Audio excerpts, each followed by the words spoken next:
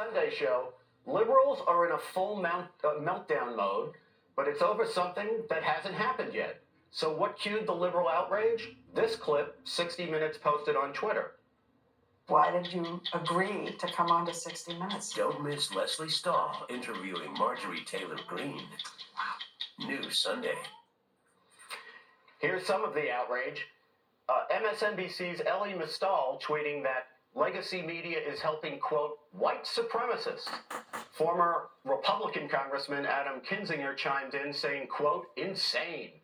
And British broadcaster and self-described independent journalist, was it Anthony Davis, says both sides' coverage is not journalism. You know, Molly, one time long ago and far away, it seems like in a different life, I was interviewed by 60 Minutes and Leslie Stahl, and she was lovely, and she was fine, and we had a nice conversation, and we disagreed about stuff, but, you know, no one got whipped up about it. Seems like forever ago. What has happened to our discourse where the left so apparently does not trust 60 Minutes, which is an organ of the left, to do a competent interview of Marjorie Taylor Greene, which even if they're fair to her, you would think that would be the kind of thing the left would want. Yeah, it's just amazing how much the left does not believe that people whose politics differ from theirs should exist, that they should be on TV, that they should be interviewed. The idea that you would not interview Marjorie Taylor Greene, who's one of the most powerful and popular members of Congress. She's a powerhouse when it comes to fundraising. Millions of Americans love her. And she's also been highly misinterpreted by the left. They have these ideas about who they think she is that are very much at odds. If you've ever met her, you realize she's a very smart, competent, capable person.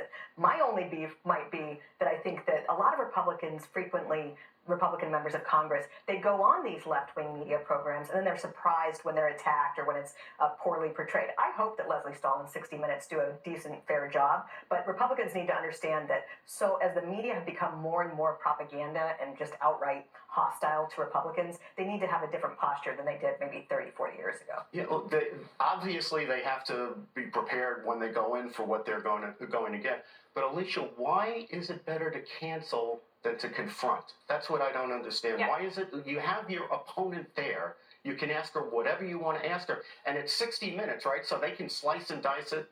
It's Marjorie Taylor Greene, it seems to me, who's rolling the dice here about how this Well, the people who are complaining want the Congresswoman challenged in a bigger and better way. And what bigger and better way is there than 60 Minutes? I mean, I say, and not that they need to hear it from me, but good for 60 Minutes for doing this. Marjorie Taylor Greene is someone who has agitated not just Democrats and liberals, but those in her own party as well, which makes her a conundrum to some, but also interesting from a journalistic point of view. And that's what 60 Minutes is here to do. And I want to watch it. I want to see what happens. And another thing, because we were talking about, you never know how this is going to turn out. Marjorie Taylor Greene is one of those people in Congress who's really able to take something that looks like it could hurt them and turn it around and use it as a tool in her favor.